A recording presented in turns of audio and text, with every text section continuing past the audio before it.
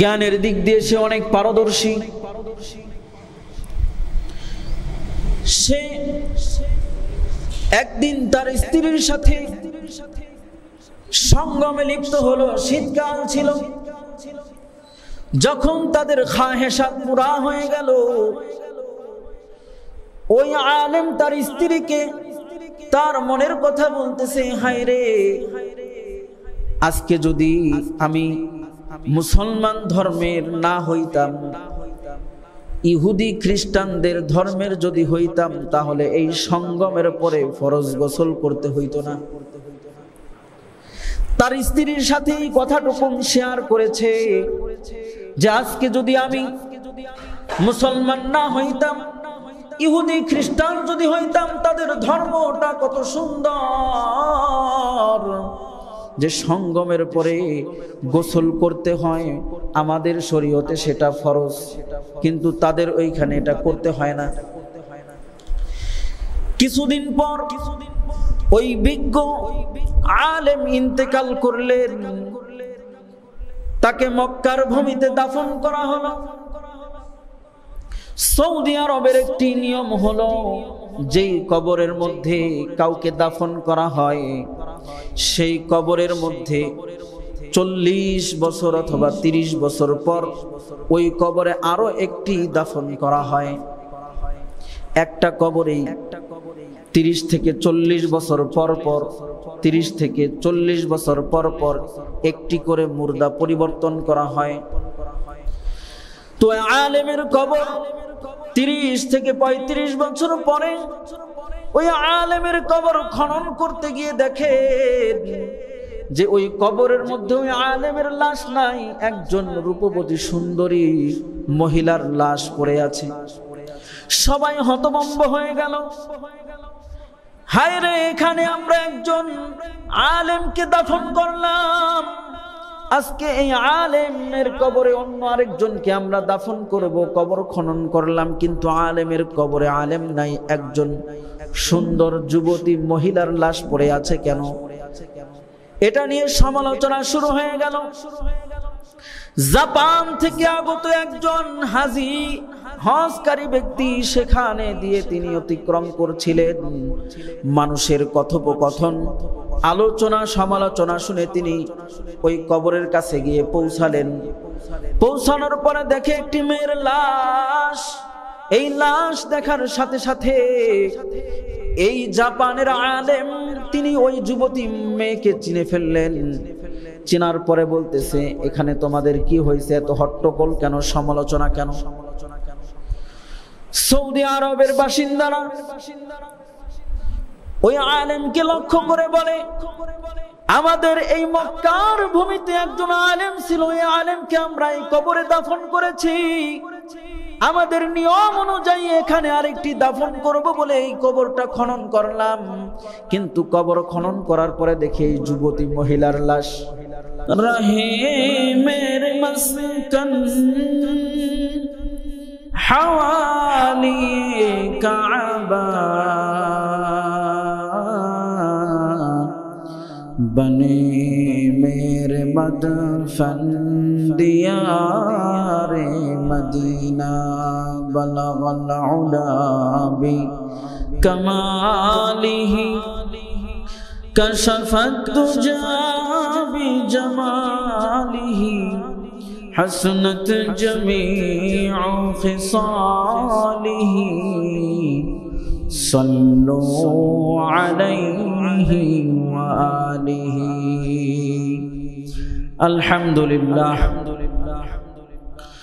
अल्लाह जल्ला जलालुहु व अम्मा नवालुहु तबारका व तआलार दरबारे लाखों कोटि शुक्र सुजद, जिनी अज़ीमुल उज़मा करीमुल कुरमा हकीमुल हुकमा दाइमुन नअमा काहिरुल अअदा गफूरुल गुफरा रहीमुर रुहमा बाइसुल अंबिया साहिबुल औलिया रब्बुल अरबाब मुसब्बिबुल असबाब साबिकुल असबाब खालिकुल खलाइक राज़िकुर रज़ाइक। আপনাকে আমাকে মোহাব্বত করে ভালোবেসে আল্লাহর ঘর মসজিদ জুমার মসজিদে নামাজ আদায়ের লক্ষ্যে আসার এবং বসার তৌফিক দান করেছেন। এজন্য সেই মহান মালিকের দরবারে আনন্দ মনে সানন্দ চিত্তে উৎফুল্ল হৃদয়ে আওয়াজ করে মালিকের কৃতজ্ঞতা জ্ঞাপন করি আলহামদুলিল্লাহ। সেই সাথে সাথে যার আগমনে আকাশ বাতাস মুখরিত, আমরা সর্বকালের সর্বশ্রেষ্ঠ নবীজির উম্মত হিসেবে হয়েছি ধন্য। এজন্য সেই মহান মানবতার দূত মুক্তির কান্ডারি সাইয়্যিদুনা মুহাম্মদ আরবি মুহাম্মদুর রাসূলুল্লাহ সাল্লাল্লাহু আলাইহি ওয়াসাল্লামের উপর দরুদ পড়ি, বলি সাল্লাল্লাহু আলাইহি ওয়াসাল্লাম। মুহতারাম হাজিরিন, পবিত্র রবিউল আউয়াল মাস, রবিউল সানি, এই মাসগুলোকে কেন্দ্র করে আমাদের আলোচনা চলছিল সিরাত সম্পর্কে, নবী আলাইহিস সালাতু ওয়াস সালামের জীবন বৃত্তান্ত আলোচনা নিয়ে। সময়ের বিবর্তনে কিছু জরুরি কথা, জরুরি বিষয় এই প্রেক্ষিতে বলাটা উচিত। এ কারণে আজকে আমি আমার জুমার আলোচনার আলোচ্য বিষয় নির্বাচন করেছি শিরিক। শিরিক সম্পর্কে আলোচনা করা এই মুহূর্তে এই সময় করাটা অতীব জরুরি। তো এই সম্পর্কে আলোচনা করার পূর্বে আমি আপনাদের কাছে বলতে চাই, আল্লাহ তাআলা এবং আল্লাহর নবী মুহাম্মদুর রাসূলুল্লাহ সাল্লাল্লাহু আলাইহি ওয়াসাল্লাম আমাদেরকে আমানত হিসেবে দায়িত্ব দিয়েছেন। এই মিম্বার নবীজি সাল্লাল্লাহু আলাইহি ওয়াসাল্লাম প্রথম খুতবা দিয়েছেন। পর্যায়ক্রমে আমাদের পর্যন্ত এই মিম্বারের দায়িত্ব আল্লাহ এবং আল্লাহর রাসূলের পক্ষ থেকে অর্পিত হয়েছে। এই মিম্বার থেকে কিছু সত্য কথা, হক কথা, সহি কথা বলা আমাদের জন্য দায়িত্ব, কর্তব্য। এটা আমাদের জন্য আমানত। এই আমানত রক্ষা করার লক্ষ্যে আমি আপনাদের খিদমতে আলোচনা করব। কেন করব? আমানত এমন একটা বিষয় যে আমানত সম্পর্কে আল্লাহ রাব্বুল আলামিন পবিত্র কালামুল্লাহ শরীফের মধ্যে বলেছেন, ইয়া আইয়ুহাল্লাযীনা আমানু লা তাখুনুল্লাহা ওয়ার রাসূলা ওয়া তাখুনু আমানাতিকুম ওয়া আনতুম তা'লামুন ওয়া'লামু আন্নামা আমওয়ালুকুম ওয়া আওলাদুকুম ফিতনাহ ওয়া আন্নাল্লাহা ইনদাহু আজরুন আযীম। নবীজি সাল্লাল্লাহু আলাইহি ওয়াসাল্লাম ইরশাদ করেছেন, ইযা দুইয়াতিল আমানাতু ফান্তাযিরিস সাআতা ক্বালা কাইফা ইদাআতুহা ইয়া আইয়ুহার রাসূল ক্বালা ইযা উসনিদাল আমরু ইলা গায়রি আহলিহি ফান্তাযিরিস সাআ। উপর উল্লেখিত যে আয়াতে কারিমা পাঠ করেছি, এই আয়াতে আল্লাহ রাব্বুল আলামিন বলেন, ইয়া আইয়ুহাল্লাযীনা আমানু লা তাখুনুল্লাহা ওয়ার রাসূল। আল্লাহ বলতেছেন, হে মুমিনগণ। এখানে মুমিনদেরকে সম্বন্ধ করে আল্লাহ বলছেন, হে মুমিনগণ। পৃথিবীর সকল মানুষদেরকে বলে নাই। যদি বলতো তাহলে আল্লাহ বলতেন ইয়া আইয়ুহান নাস। এখানে আল্লাহ বলেছেন, ইয়া আইয়ুহাল্লাযীনা আমানু, হে মুমিনগণ যারা ঈমান এনেছো, লা তাখুনুল্লাহা ওয়ার রাসূলা, আল্লাহ এবং আল্লাহর রাসূলের সাথে বিশ্বাসঘাতকতা করো না। আল্লাহ এবং আল্লাহর রাসূলের সাথে বিশ্বাসঘাতকতা করো না। ওয়া তাখুনু আমানাতিকুম ওয়া আনতুম তা'লামুন। এরপরে আল্লাহ তাআলা বলছেন, জেনে শুনে তোমাদের আমানতের খেয়ানত করো না। জেনে শুনে তোমরা আমানতের খেয়ানত করো না। ওয়া'লামু আন্নামা আমওয়ালুকুম ওয়া আওলাদুকুম ফিতনাহ। এরপরে আল্লাহ রাব্বুল আলামিন বলছেন, তোমাদের সম্পদ ও তোমাদের সন্তান তোমাদের জন্য পরীক্ষা স্বরূপ, তোমাদের জন্য পরীক্ষা স্বরূপ। ওয়া আন্নাল্লাহা ইনদাহু আজরুন আযীম, জেনে রেখো আল্লাহর কাছে বিরাট প্রতিদান রয়েছে। এই আমানত আমার এই আলোচ্য বিষয় থেকে বুঝতে হবে, আমাদেরকে জানতে হবে আল্লাহ রাব্বুল আলামিন যে আমানতের কথা এখানে বলেছেন, যে ঈমানদার বান্দা যারা আছে আল্লাহর আমানত এবং রাসূলের আমানত, পরস্পরের আমানতের মধ্যে খেয়ানত করা যাবে না। এই আয়াতে তিনটি খেয়ানতের কথা উল্লেখ রয়েছে। এক নাম্বার আল্লাহর আমানত, দুই নাম্বার রাসূলের আমানত, তিন নাম্বার পরস্পরের আমানত। এই আমানতগুলো রক্ষা করা একজন ঈমানদার ব্যক্তির জন্য কর্তব্য। কারণ আমানত আল্লাহর পক্ষ থেকে, রাসূলের পক্ষ থেকে। এই আমানতগুলো রক্ষা করলে তাহলে ওই ব্যক্তি জাহান্নাম থেকে মুক্তি পাবে। এর প্রতিদান আল্লাহ রাব্বুল আলামিন তাকে জান্নাত দান করবেন। ওয়া আন্নাল্লাহা ইনদাহু আজরুন আযীম, এখানে আল্লাহ তাআলা বলছেন যে নিশ্চয় যারা এই আমানত রক্ষা করবে আল্লাহ তাআলা তাকে বিরাট প্রতিদান দান করবেন। এরপরে যে হাদিসে কারিমা পাঠ করেছি, আল্লাহর রাসূল বলেন ইযা দুইয়াতিল আমানাতু ফান্তাযিরিস সাআহ, ক্বালা কাইফা ইদাআতুহা ইয়া রাসূলুল্লাহ। নবীজি সাল্লাল্লাহু আলাইহি ওয়াসাল্লামের জামানায় একজন বেদুইন ইহুদি রাসূলের কাছে আসলেন। আসার পরে আমানতের খেয়ানত হবে, আমানত সম্পর্কে জিজ্ঞাসা করা হলো যে আমানত খেয়ানত হবে তখন কিয়ামত নিকটবর্তী হয়ে গেছে বলে মনে করবে। যখন আমানতের খেয়ানত হবে তখন কিয়ামত নিকটবর্তী হয়ে গেছে বলে মনে করবে। আবার ওই লোকটি প্রশ্ন করলো, ইয়া রাসূলুল্লাহ কাইফা ইদাআতুহা, কিভাবে আমানতের খেয়ানত করা হবে? ক্বালা, নবীজি সাল্লাল্লাহু আলাইহি ওয়াসাল্লাম বললেন ইযা উসনিদাল আমরু ইলা গায়রি আহলিহি ফান্তাযিরিস সাআহ। নবীজি বললেন যখন অযোগ্য লোকদেরকে দায়িত্ব দেওয়া হবে তখন কিয়ামতের অপেক্ষা করতে থাকবে। অযোগ্য ব্যক্তিদেরকে দায়িত্ব দেওয়া হবে তখন তোমরা কিয়ামতের কি অপেক্ষা করো। এর থেকে আমি এই কথাই বলতে চাই যে আজকের এই মিম্বার থেকে আল্লাহ এবং আল্লাহর রাসূলের পক্ষ থেকে আমানতের কথা যদি প্রকাশ করা হতো তাহলে আমাদের সন্তানাদিরা, আমাদের সুশীল সমাজ, আমাদের যুবক ভাইয়েরা শিরকের সাথে জড়াইতো না, তাদের ঈমানকে ধ্বংস করতো না, তারা গুনাহের কাজে লিপ্ত হতো না। আজকে আমরা বিভিন্নভাবে বিভিন্ন মসজিদে দেখা যায় যে এই আমানতকৃত এই যে মিম্বার রয়েছে এই মিম্বার থেকে হক কথাগুলো বলা হয় না। এই কারণে এই আয়াতের মধ্যে কোথাও উল্লেখ আছে ওয়ালামু আন্নামা আমওয়ালুকুম ওয়া আওলাদুকুম ফিতনা, তোমাদের ধন সম্পদ এবং সন্তানাদি যারাই রয়েছে তারাই সকলে তোমার জন্য ফিতনা স্বরূপ, পরীক্ষা স্বরূপ। আল্লাহ তোমাদেরকে পরীক্ষা করবেন সন্তানদেরকে দিয়ে, সম্পদ দিয়ে। এই সম্পদের পরীক্ষা থেকে এবং বাচ্চা বাচ্চীদের পরীক্ষা থেকে আমাদেরকে সফলতা অর্জন করতে হবে। কিভাবে?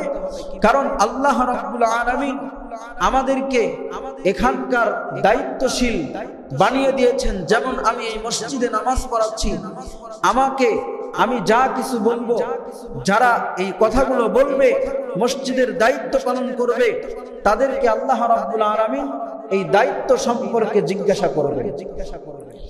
আল্লাহ রাব্বুল আলামিন আমাদেরকে এই দায়িত্ব সম্পর্কে জিজ্ঞাসা করবেন। বুখারী শরীফের ৭১৩৮ নম্বর হাদিসের মধ্যে উল্লেখ আছে, ইবনে ওমর রাদিয়াল্লাহু তাআলা আনহু বলেন আলা কুল্লুকুম রাঈন ওয়া কুল্লুকুম মাসউলুন আন রাইয়াতিহি। নবীজি সাল্লাল্লাহু আলাইহি ওয়াসাল্লাম বলেন সাবধান হও, সাবধান, তোমরা প্রত্যেকেই একজন দায়িত্বশীল, তোমরা প্রত্যেকেই একজন দায়িত্বশীল। পরকালে নিজ নিজ দায়িত্ব সম্পর্কে জিজ্ঞাসা করা হবে, তুমি জবাবদিহি করতে হবে। তোমাকে যে দায়িত্ব দেওয়া হয়েছে এই দায়িত্বের জবাব তুমি দাও।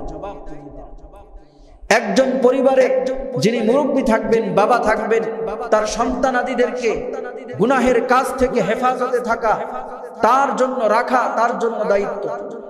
এই দায়িত্ব সম্পর্কে আপনাকে আল্লাহ জিজ্ঞাসা করবেন।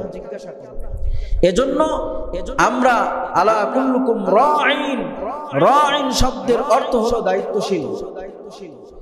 এই দায়িত্বশীল সমাজসেবক হতে পারে, চেয়ারম্যান মেম্বাররাও হতে পারে, সবাইকে জিজ্ঞাসা করা হবে যে যে দায়িত্ব পালন করবে। এজন্য আজকে আমরা শিরকের সাথে এমন লড়াই করছি, এমন ভাবে মিশে যাচ্ছি, যারা ঈমানদার তারা কখনো শিরকের সাথে সম্পৃক্ততা করে না।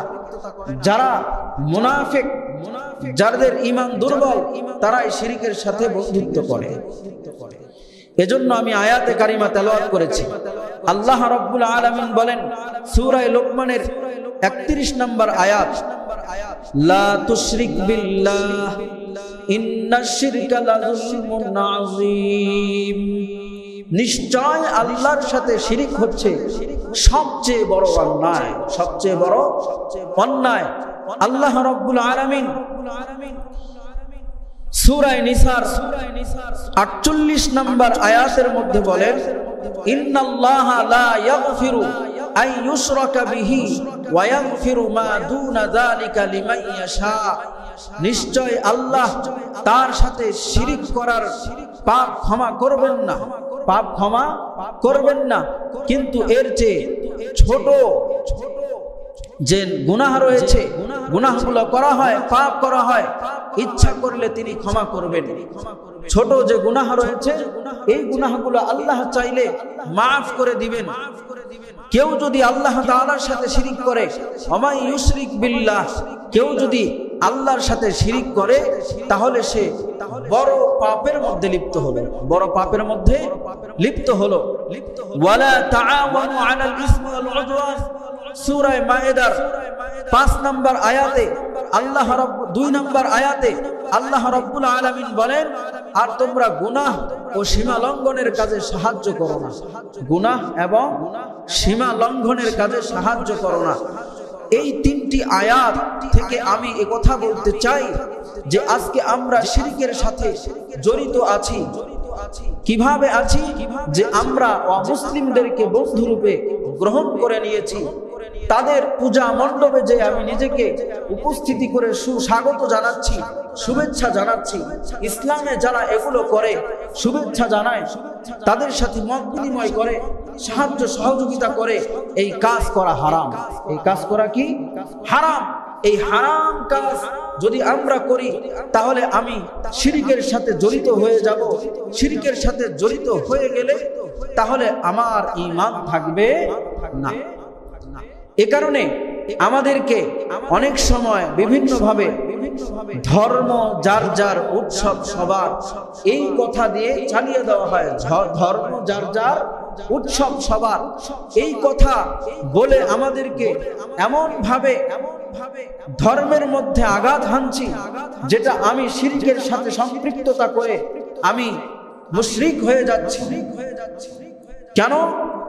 এ কারণেই আল্লাহ রাব্বুল আলামিন আমাদের এই ধর্মকে মনোনীত ধর্ম করে দিয়েছেন। ইন্নাদ দীনা ইনদাল্লাহিল ইসলাম, নিশ্চয় আল্লাহর কাছে মনোনীত ধর্ম হলো ইসলাম। মনোনীত ধর্ম ইসলাম। এই ইসলাম ধর্ম আমরা অবলম্বন করি, এজন্য আমরা মুসলমান। এই ইসলামের কথা তাওরাতে আছে, জাবুরে আছে, ইনজিলে আছে। অন্য কোন ধর্মের কথা ইনজিল, তাওরাত, জাবুর, আমাদের যে গ্রন্থ রয়েছে আল কোরআন, এই কোরআনের মধ্যে অন্য কোন ধর্মের কথা উল্লেখ নেই। শুধুমাত্র এই ইসলাম নামটি সব কিতাবের মধ্যে উল্লেখ আছে। তাহলে আমাদের ধর্ম হলো মনোনীত ধর্ম। আমাদের ধর্ম মনোনীত ধর্ম। আজকে আমরা তাদের সাথে যে বন্ধুত্ব তৈরি করছি, বলছি ধর্ম যার যার, উৎসব সবার। আমি এখন সূরা মায়েদার 55 নম্বর আয়াতে কারিমা পাঠ করব। এই আয়াতে আল্লাহ আমাদেরকে কি জানিয়ে দিচ্ছেন? 51 থেকে 55 নম্বর আয়াত পর্যন্ত এই আলোচনাগুলো আছে। তার মধ্যে একটি আয়াতে কারিমার মধ্যে আছে, ইয়া আইয়ুহাল্লাযীনা আমানু লা তাত্তাখিযুল ইয়াহুদা ওয়ান নাসারা আউলিয়া। আল্লাহ রাব্বুল আলামিন পৃথিবীর সকল ঈমানদারকে জানায়া দেয়, হে ঈমানদারেরা, ঈমানদারগণ, তোমরা ইহুদি ও খ্রিস্টানদেরকে বন্ধু হিসেবে গ্রহণ করো না। এটা কার কথা? আল্লাহর কথা। আল্লাহ রাব্বুল আলামিন বলছেন, হে ঈমানদারেরা, তোমরা ইহুদি ও খ্রিস্টানদেরকে বন্ধুরূপে গ্রহণ করো না। কেন করব না? কারণ তারা একে অপরের বন্ধু। আউলিয়া ও বাদুহুম আউলিয়া ও বাদিন, তারা একে অপরের বন্ধু। ওমাই ইয়াতাওয়াল্লাহুম মিনকুম ফাইন্নাহু মিনহুম, ইন্নামা ওয়ালিয়ুকুমুল্লাহু ওয়া রাসূলুহু ওয়াল্লাযীনা আমানু। আল্লাহ রাব্বুল আলামিন এরপরে বলছেন, তোমাদের মধ্যে যে তাদের সাথে বন্ধুত্ব করবে সে তাদের ওই অন্তর্ভুক্ত হয়ে যাবে। যারা যেই দলের সাথে, যারা ইহুদি, মুশরিক, খ্রিস্টান, তাদের সাথে বন্ধুত্ব করলে তাদের দলভুক্ত হয়ে যাবে। এটা কার কথা? আল্লাহর কথা। সে তাদেরই দলভুক্ত হয়ে যাবে। আল্লাহ এরপরে বলছেন, ইন্নামা ওয়ালিয়ুকুমুল্লাহ, তোমাদের বন্ধু তো হলো আল্লাহ, ওয়া রাসূলুহু ওয়াল্লাযীনা আমানু, তোমরা যারা ঈমান এনেছো, ঈমানদার, তোমাদের বন্ধু তো হলো আল্লাহ এবং আল্লাহর রাসূল। আমাদের বন্ধু আল্লাহ এবং আল্লাহর রাসূল, তাদের আনুগত্য করতে হবে। আল্লাহ যাদেরকে অনুকরণ করতে নিষেধ করলেন, বন্ধুরূপে গ্রহণ করতে নিষেধ করলেন, লা তাত্তাখিযুল ইয়াহুদা ওয়ান নাসারা আউলিয়া, ইহুদি, খ্রিস্টান, নাসারা, মুশরিক যারা রয়েছে তাদেরকে বন্ধুরূপে গ্রহণ করতে নিষেধ করলেন। কেন করলেন? কারণ তারা কখনোই আপনাকে, যারা মুসলমান রয়েছে, তাদেরকে বন্ধু হিসেবে গ্রহণ করবে না। আরে ভাই, যদি তাই করতো তাহলে আজকে পৃথিবী থেকে গাজায় যে ত্রাণ নিয়ে যাওয়া হচ্ছে সমুদ্র দিয়ে জাহাজের মাধ্যমে, ইসরায়েল ইহুদি সম্প্রদায় তারা তাদের উপরে এমন ভাবে বোমা নিক্ষেপ করছে, জাহাজ ধ্বংস হয়ে যাচ্ছে। একমাত্র কারণ হলো মুসলমান আরেক মুসলমানকে সহযোগিতা করতে যাচ্ছে। এ কারণেই তাদের উপরে ইহুদিরা আক্রমণ করছে। ইহুদিরা এভাবে মুসলমানদের ঈমান ধ্বংস করে দিচ্ছে। আল মুসলিমুনা কাজাসাদিন ওয়াহিদিন, সারা পৃথিবীর মুসলমানেরা এক দেহের ন্যায়। কোন মুসলমান যখন অপমানিত হবে, অপদস্থ হবে, তাকে সহযোগিতা করা একজন মুসলমানদের জন্য কর্তব্য। মুসলমান সম্প্রদায়ের সবাইকে তার দিকে আগায় যাইতে হবে। আল্লাহর রাসূল সাল্লাল্লাহু আলাইহি ওয়াসাল্লাম হাদিসে পাকের মধ্যে বলেন, মান তাশাব্বাহা বিকওমিন ফাহুয়া মিনহুম।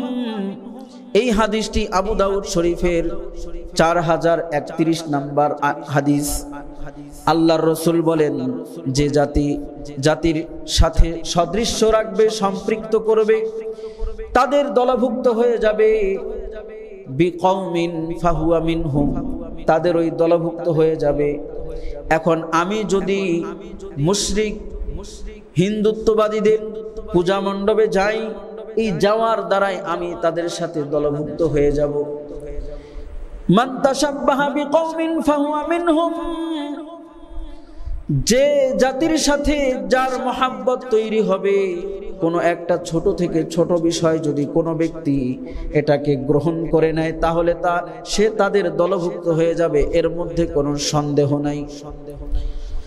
আপনাদেরকে আমি একটি বর্তমান উপমহাদেশের মধ্যে একজন বুজুর্গ ব্যক্তি আছেন, পাকিস্তানে তিনি অবস্থান করেন, নাম হলো আল্লামা তারিক জামিল দামাত বারকাতুহুম। তিনি এখনো বেঁচে আছেন। তিনি একটা কিতাব লিখেছেন, চোখে দেখা কবরের আযাব। এই কিতাবের মধ্যে তিনি একটি ঘটনা উল্লেখ করেছেন। সৌদি আরবের মধ্যে একজন আলেম ছিল, জ্ঞানী ব্যক্তি ছিল, জ্ঞানের দিক দিয়ে সে অনেক পারদর্শী। সে একদিন তার স্ত্রীর সাথে সঙ্গমে লিপ্ত হলো। শীতকাল ছিল, যখন তাদের খাহেশাত পুরা হয়ে গেল,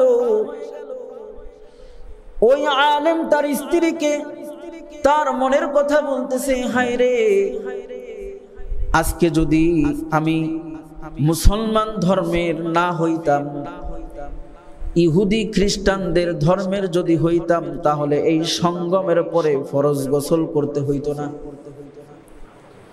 তার স্ত্রীর সাথে এই কথাটুকু শেয়ার করেছে যে আজকে যদি আমি মুসলমান না হইতাম, ইহুদি খ্রিস্টান যদি হইতাম, তাদের ধর্মটা কত সুন্দর, যে সঙ্গমের পরে গোসল করতে হয়, আমাদের শরীয়তে সেটা ফরজ, কিন্তু তাদের ওইখানে এটা করতে হয় না।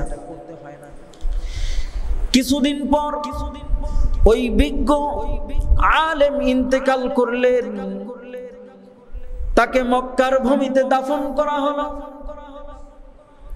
সৌদি আরবের একটি নিয়ম হলো, যেই কবরের মধ্যে কাউকে দাফন করা হয়, সেই কবরের মধ্যে 40 বছর অথবা 30 বছর পর ওই কবরে আরো একটি দাফন করা হয়। একটা কবরেই 30 থেকে 40 বছর পর পর, 30 থেকে 40 বছর পর পর একটি করে মুর্দা পরিবর্তন করা হয়। তো আলেমের কবর 30 থেকে 35 বছর পরে ওই আলেমের কবর খনন করতে গিয়ে দেখে যে ওই কবরের মধ্যে ওই আলেমের লাশ নাই, একজন রূপবতী সুন্দরী মহিলার লাশ পড়ে আছে। সবাই হতভম্ব হয়ে গেল, হায় রে, এখানে আমরা একজন আলেমকে দাফন করলাম, আজকে এই আলেমের কবরে অন্য আরেকজনকে আমরা দাফন করব। কবর খনন করলাম, কিন্তু আলেমের কবরে আলেম নাই, একজন সুন্দর যুবতী মহিলার লাশ পড়ে আছে কেন? এটা নিয়ে সমালোচনা শুরু হয়ে গেল। জাপান থেকে আগত একজন হাজী হজকারী ব্যক্তি সেখানে দিয়ে তিনি অতিক্রম করছিলেন। মানুষের কথোপকথন, আলোচনা সমালোচনা শুনে তিনি ওই কবরের কাছে গিয়ে পৌঁছালেন। পৌঁছানোর পরে দেখে একটি মেয়ের লাশ। এই লাশ দেখার সাথে সাথে এই জাপানের আলেম তিনি ওই যুবতী মেয়েকে চিনে ফেললেন। চিনার পরে বলতেছে, এখানে তোমাদের কি হয়েছে, এত হট্টগোল কেন, সমালোচনা কেন? সৌদি আরবের বাসিন্দারা ওই আলেমকে লক্ষ্য করে বলে, আমাদের এই মক্কার ভূমিতে একজন আলেম ছিল, এই আলেমকে আমরা এই কবরে দাফন করেছি, আমাদের নিয়ম অনুযায়ী এখানে আরেকটি দাফন করব বলে এই কবরটা খনন করলাম, কিন্তু কবর খনন করার পরে দেখি এই যুবতী মহিলার লাশ। আলেম ডাক দিয়া বলে, এই যুবতী মেয়েটাকে আমি চিনি, তার বাড়ি জাপানে। তার বাড়ি কোথায়? জাপানে। এই মেয়েটা ইহুদি ছিল, এই মেয়েটা ইহুদি ছিল। সে ইসলাম ধর্মকে অনেক মহাব্বত করত, ভালোবাসতো। সে গোপনে গোপনে আমার কাছ থেকে ইসলামিক কিছু বই নিয়ে যাইতো, আমি দিতাম, সে পড়তো। একদিন এই বই পড়ার কারণে, বই পড়তে পড়তে সে ইসলাম গ্রহণ করেছে। তার পরিবার তাকে বাড়ি থেকে বিতাড়িত করে দিয়েছে, ত্যায্যপুত্র করে দিয়েছে। তার কিছুদিন পরে এই মেয়ে ইন্তেকাল করেছে। ইন্তেকাল করার পরে তাদের ওই আশেপাশে, যে তারা যেখানে ইহুদিদেরকে দাফন করা হয় সেখানে তাকে দাফন করেছিল। এই মেয়ে এইখানে কিভাবে আসলো আমারও মাথায় ধরছে না। কারণটা কি?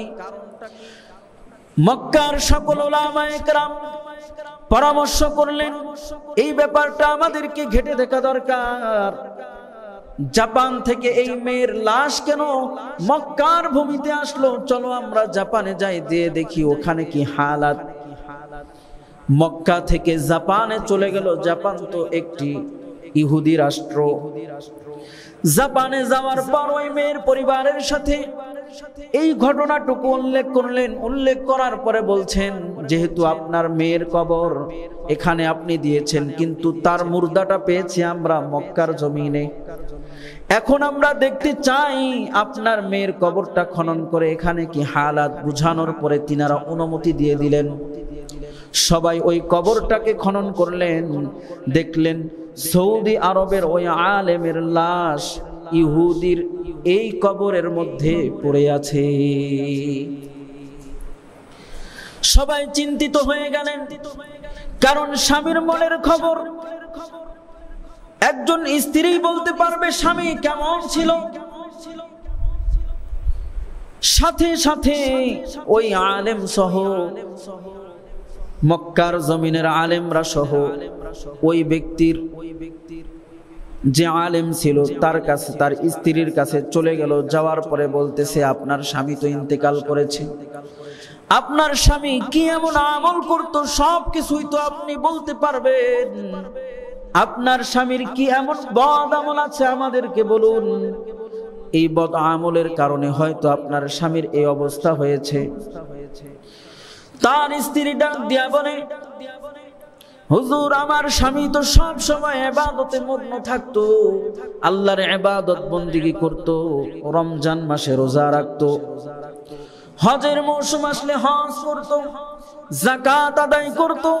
কিন্তু আমার একটা বিষয় মনে পড়ে খুব, আমার স্বামী আমার সাথে যখন আলিঙ্গনে লিপ্ত হয়েছিল, সঙ্গম করার শেষে আমাকে সে বলেছে যে আজকে আমরা ইহুদি খ্রিস্টানদের ধর্মকে যদি আমরা পাইতাম তাহলে আর গোসল করার লাগতো না।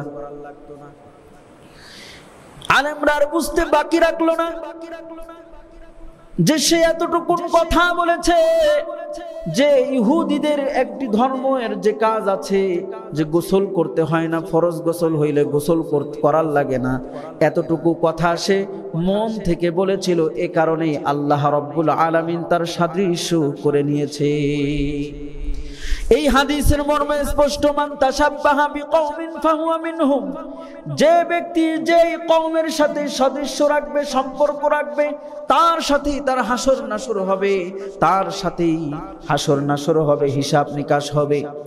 এই ঘটনা থেকে স্পষ্ট হলো যে আমরা যদি আমাদের এই ইমানদার দাবি করি, আমরা মুসলমান দাবি করি, কিন্তু যখন হিন্দুদের দুর্গা পূজার সময় আসে আমরা মুসলমানরা তাদের পূজা দেখতে যাই। এই পূজা দেখা হারাম। যদি কেউ যায় তাহলে সে মুশরিক হয়ে যাবে। কি হয়ে যাবে? মুশরিক হয়ে যাবে, ঈমান থাকবে না। এই কারণে আমাদেরকে স্পষ্টভাবে বুঝে নিতে হবে শিরিক একটা মহাপাপ। আল্লাহ রাব্বুল আলামিন অন্যান্য পাপ ক্ষমা করবেন, কিন্তু শিরিকের পাপ আল্লাহ রাব্বুল আলামিন ক্ষমা করবে না। এজন্য শিরিক থেকে আমাদেরকে বেঁচে থাকতে হবে। শিরিক এমন একটা পাপ যে আল্লাহ রাব্বুল আলামিন আবার সে নবায়ন করে কালিমা না পড়া পর্যন্ত, তাওবা না করা পর্যন্ত আল্লাহ মাফ করবে না। নতুন ভাবে তাকে আবার ইসলাম গ্রহণ করতে হবে, কালিমা পড়ে মুসলমান হতে হবে। শিরিক একটা বড় মহাপাপ। এই পাপ থেকে আমাদেরকে দূরে থাকতে হবে। কারণ আজকে সমাজের দিকে তাকাইলে দেখা যায় বড় লজ্জার বিষয়। এই কারণেই বলেছি, নবীজি সাল্লাল্লাহু আলাইহি ওয়াসাল্লাম বলেছেন, এমন একটা জামানা আসবে, এমন একটা সময় আসবে যেই সময়ে আমানতদারিতা খুঁজে পাওয়া যাবে না। কিয়ামত তখনই সংগঠিত হবে। আল্লাহর রাসূল সাল্লাল্লাহু আলাইহি ওয়াসাল্লাম হাদিসে পাকের মধ্যে বলেন, লা তাআল্লামু রিতানাতাল আআজিম ওয়ালা তাদখুলু আলাল মুশরিকিনা ফি কানাইসিহিম ইয়াওমা ঈদিহিম ফাইন্না সুখতাতা তানজিলু আলাইহিম।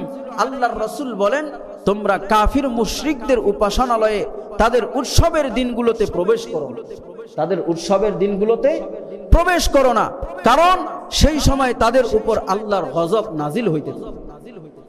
সেই সময় আল্লাহর গজব নাজিল হইতে থাকে। আর আমরা মুসলমানেরা আজকে আমরা কিভাবে তাদের পূজায় যাই, সেখানে দোকানপাট করাটাও নিষিদ্ধ আছে। মুসলমানরা সেখানে দোকানপাট করে, এই করাটাও তাদেরকে সমর্থন জানানো হয়। মুসান্নাফ ইবনে আবি শাইবার মধ্যে উল্লেখ আছে, এই প্রশ্নটা সারা পৃথিবীর বড় বড় উলামায়ে কেরামদেরকে বলা হয়েছিল যে আমরা কি হিন্দুদের পূজার মধ্যে কি যাইতে পারবো কি পারবো না। সেখানে যদি যাওয়া হয়, ডাইরেক্ট বলা হয়েছে লা তুশরিক বিল্লাহ ইন্না শিরকা লাযুলমুন আযীম, সেখানে উপস্থিত হইলেই এটা শিরিকের অন্তর্ভুক্ত হয়ে যাবে, আল্লাহর সাথে শিরিক করা হবে। এখানে প্রশ্ন আছে যে মুসলমানদের জন্য হিন্দুদের মন্দির পাহারা দেওয়া যাবে কিনা, মুসলমানদের জন্য হিন্দুদের মন্দির পাহারা দেওয়া যাবে কিনা। আজকে বিভিন্ন রাজনীতির কারণে বিভিন্ন সময় তাদের উপাসনায় আমাদেরকে উপাসখানায় অনেক রাজনীতিবিদদেরকে উপস্থিত দেখা যায়। শুধুমাত্র ওলামায়ে কেরামরা জায়েজ বলেছেন যে রাষ্ট্রীয় সংবিধানে যারা দায়িত্বশীল আছে তারাই শুধু, যাতে কোনো সেখানে দুর্বৃত্তরা হামলা করতে না পারে, কোনো অরাজকতা সৃষ্টি না করতে পারে, এটা রাষ্ট্রীয় পক্ষ থেকে দায়িত্ব সরকারি কর্মকর্তাদেরকে যাদেরকে দেওয়া হবে, তারা ছাড়া অন্য কোনো মুসলমান সেখানে উপস্থিত হওয়া জায়েজ নাই। উৎসব পালনে নিরাপত্তা দেওয়া এটা সরকারের দায়িত্ব, রাষ্ট্রীয় দায়িত্ব। তারা ছাড়া আমরা যারা সাধারণ মুসলমান রয়েছি তাদের উৎসবে যাওয়া ইসলামী শরীয়তের মধ্যে হারাম। এই হারাম থেকে আমাদেরকে বাঁচতে হবে। এই মিম্বার হলো আমানত। আল্লাহর রাসূল সাল্লাল্লাহু আলাইহি ওয়াসাল্লামের রেখে যাওয়া এই আমানতদারিতা একমাত্র কর্তব্য হলো যে এই মিম্বার থেকে ইমাম খতিবগণ এই কথাগুলো জানিয়ে দিবে, তাদের হক আদায় করবে।